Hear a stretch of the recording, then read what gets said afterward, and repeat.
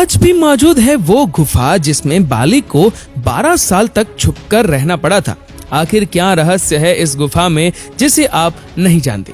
मैं उसी गुफा के बारे में बात कर रहा हूँ जहाँ बाली और एक मायावी नामक राक्षस के बीच भयंकर युद्ध हुआ था। जब वैज्ञानिक बाली की गुफा के अंदर घुसे तो वैज्ञानिकों ने गुफा के अंदर कुछ ऐसा देखा जिसके बाद वो लोग पूरी तरह से दंग रह गए। अगर आप जानना चाहते हैं कि वैज्ञानिकों ने आखिर क्या देखा गुफा में, तो इस वीडियो को अंत तक जरूर देखें और साथ ही साथ कमेंट्स में हर हर महादेव लिखना न भूलें।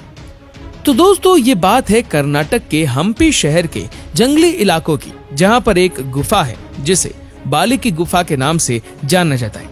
दोस्तों, इस गुफा की कहानी शुरू होती है रामायण के काल से। उस समय मायावी नाम का एक बहुत ही भयानक राक्षस बाली को बार बार युद्ध के लिए ललकार रहा था। तभी बाली ने उस राक्षस का पीछा किया और वो राक्षस भागते भागते उसी गुफा में जाकर घुस गया। बाली ने उस गुफा के द्वार पर अपने भाई सुग्रीव को खड़ा कर दिया और फिर वो उस गुफा के अंदर उस राक्षस को मारने के लिए चला गया। अब धीरे धीरे करके समय बीतता गया और जब बाली गुफा के अंदर गया तो तकरीबन 1 साल बीत चुका था। अभी भी जो सुग्रीव था वो गुफा के बाहर ही खड़ा था। सुग्रीव को अपने भाई की बहुत ही ज्यादा चिंता होने लगी। उसने सोचा कि करीब 1 साल बीत चुका है, लेकिन अब तक मेरे बड़े भाई का कोई अता पता नहीं है कि वो जिंदा भी है या फिर मर चुका है। तभी सुग्रीव ने देखा कि गुफा के अंदर से तो खून बह रहा है। सुग्रीव को लगा कि इस युद्ध में मायावी राक्षस ने बाली को मार दिया है, जिसके बाद ये बाली का ही खून है। इसीलिए उसने एक बहुत ही बड़ा चट्टान उठाया और गुफा के मुहाने पर लगा दिया, क्योंकि उसे लगा कि अगर मायावी राक्षस इस गुफा से बाहर आ गया तो वो गांव वालों को मार डालेगा। लेकिन सुग्रीव को जरा भी अंदाजा नहीं था कि इस युद्ध में बाली नहीं बल्कि वो मायावी राक्षस मारा गया है। दरअसल वो गुफा इतनी ज्यादा लंबी थी कि बाली को राक्षस को ढूंढते ढूंढते करीबन 1 साल लग गया और जब बाली को 1 साल के बाद वो राक्षस मिला तो उसने उसका वध कर दिया। लेकिन बाली जब गुफा के द्वार पर पहुंचा तो वो बहुत ही बड़ा पत्थर देखकर हैरान हो जाता है। उसे लगा कि ये पत्थर जानबूझकर सुग्रीव ने लगा दिया है ताकि मैं यहाँ से बाहर ही ना निकल पाऊं और मेरे गैर मौजूदगी में सुग्रीव राजा बन जाए।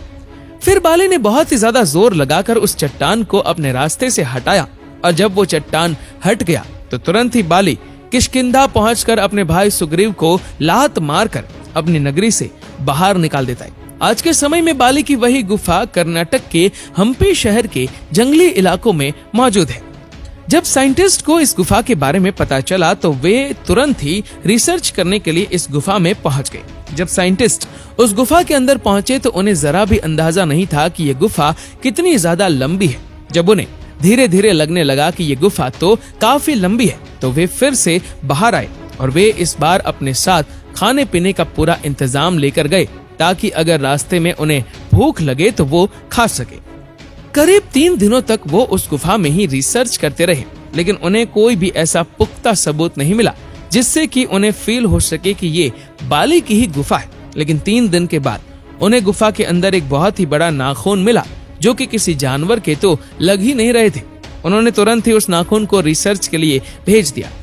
अब धीरे धीरे करके वे गुफा के और अंदर जाने लगे। गुफा के और अंदर पहुंचने पर उन्होंने कुछ ऐसा देखा जिससे कि पूरी की पूरी टीम दंग रह गई।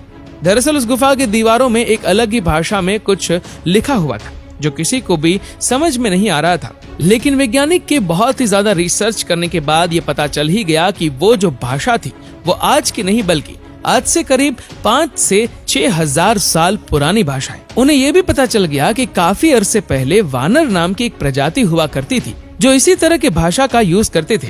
एक दूसरे से कम्युनिकेट करने के लिए उनका जो शरीर होता था वो पूरी तरह से इंसानों की तरह ही होता था, लेकिन उनका जो फेस है वो बंदरों की तरह होता था। अब उस गुफा से मिले नाखून का भी रिसर्च पूरा हो चुका था। उन्हें रिसर्च करने पर यह पता चला कि यह नाखून कोई आम इंसान के नाखून तो है ही नहीं और ना ही किसी जानवर के नाखून है। दरअसल यह नाखून उस मायावी राक्षस के ही नाखून है जो कि बाली के साथ युद्ध कर रहा था।